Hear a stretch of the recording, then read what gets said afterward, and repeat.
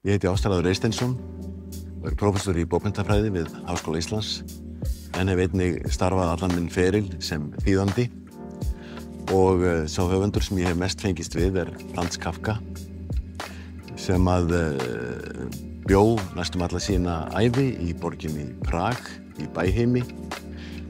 Hann lést fertugur að aldri 1924 og var mjög lítt þekktur og fá verk höfðu komið út eftir hann.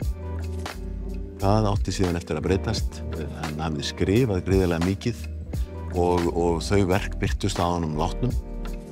Spyrja má hvers vegna Kafka er svona mikilvægur höfundur og svarið við því er margrætt og margbreytilegt en kjarnast að einhverju leyti í glímu hans við nútímasamfélagið.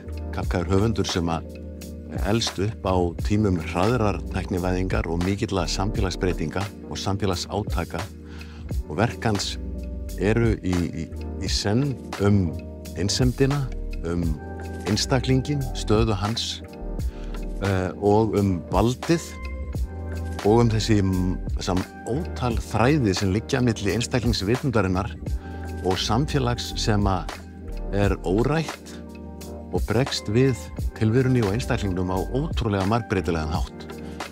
Já, mér finnst mjög ánægjulegt að þessi 6 bóka ritröð sé komin út og forlagið er að bjóða hann í heild á afar góðu tilboðsverði.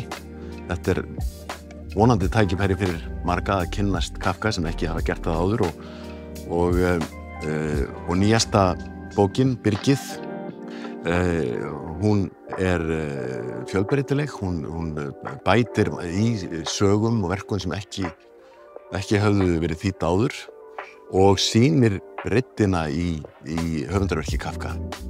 En Kafka tekst síðan í sagnaverkum sínum að vinna úr þessari flóknu tilvistardeiglu sinni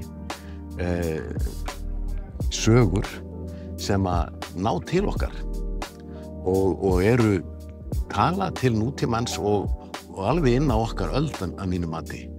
Einhvern veginn hefur hann fundið tilvistarróf í sagnagerð sinni sem er ótrúlega öflugt og grípur mann og það getur gerst bara í einni málsgrein en líka náttúrulega í heilu verki sem bara endan sekkur ofan í.